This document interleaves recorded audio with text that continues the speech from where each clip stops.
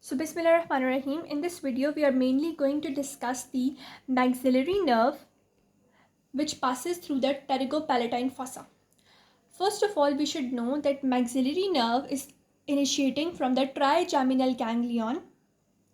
Then it travels in the lateral wall of the cavernous sinus just below the ophthalmic nerve. And then this maxillary nerve passes the foramen rotundum to move into the pterygopalatine fossa. But you should know from this level to from the trigeminal ganglion to foramen rotundum, this whole pathway is known as the middle cranial fossa. And in the middle cranial fossa, this maxillary nerve gives off a branch which is the meningeal branch. So first thing has been done. Secondly, from the foramen rotundum, which is forming the posterior boundary, to the maxilla, we have the pterygopalatine fossa. And in the pterygopalatine fossa, there are three branches of the maxillary nerve which are going to emerge. First branch is this ganglionic branch, which connects your maxillary nerve to pterygopalatine ganglion. Second is the zygomatic nerve. And third one is the posterior superior alveolar nerve.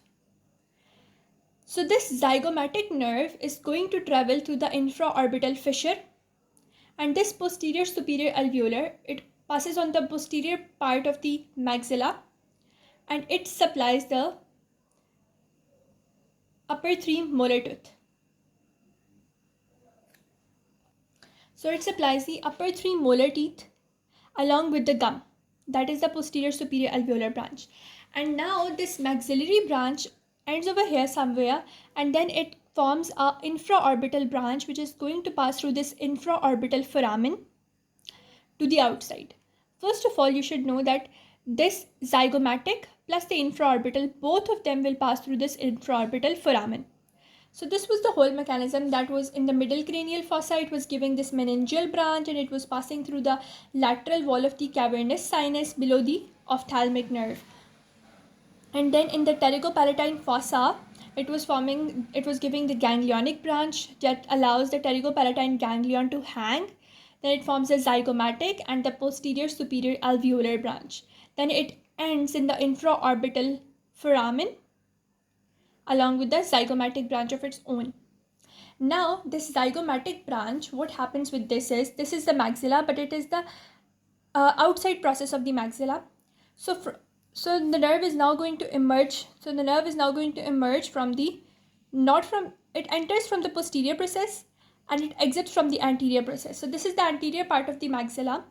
And in this anterior part of the maxilla, from the infraorbital foramen, you can see this zygomatic branch emerging out. The zygomatic branch goes onto the zygomatic bone and divides into a zygomatico-temporal and a zygomatico-facial branch. The zygomatico-facial branch gives branches to face, whereas the zygomatico-temporal branch supplies the anterior portion of temple. Now, this zygomatico-temporal branch also gives a communicating branch to the lacrimal nerve, which this communicating branch and the lacrimal nerve, all of this is located in the inferior part of the orbit, and this lacrimal nerve then supplies the lacrimal gland. So with the zygomatic branch, the zygomatic branch emerges from the anterior portion of the intraorbital fissure, and then it gives off zygomatico-temporal and zygomatico-facial branch. The facial branch gives supply to face, whereas the zygomatico-temporal branch supplies anterior portion of temple, and it gives a communicating branch to lacrimal nerve, which supplies the lacrimal gland in the inferior part of the orbit or floor of the orbit. Now we have the infraorbital branch.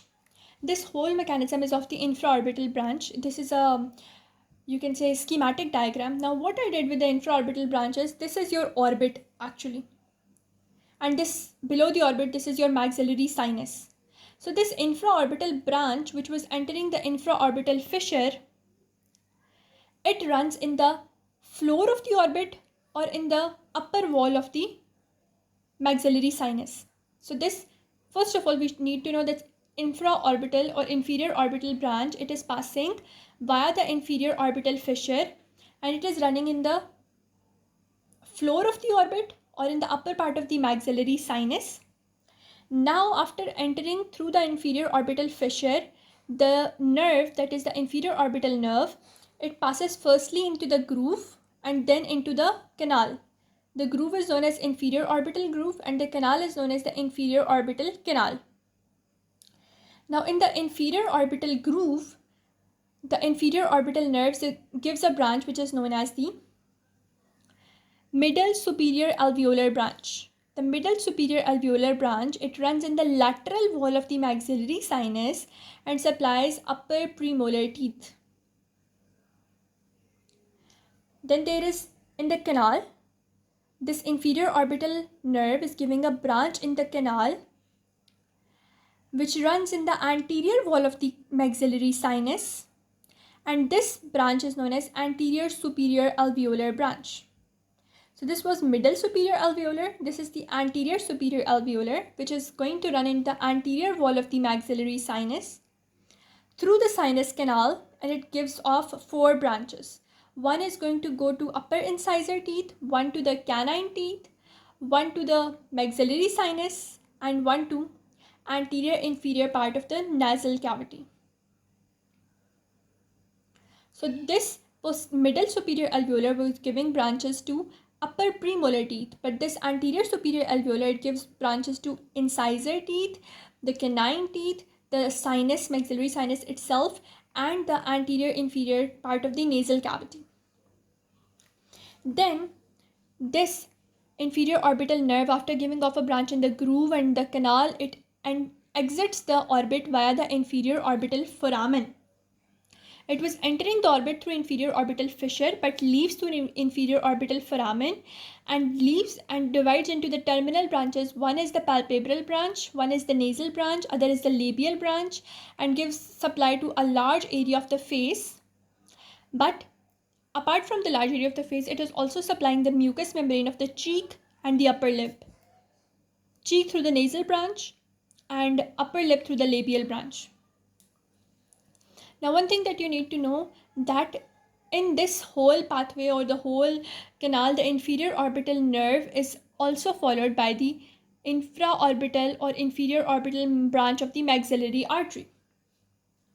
With that, we are done with the maxillary nerve and its branches, which were the ganglionic, the zygomatic, and the posterior superior alveolar in the pterygopalatine fossa.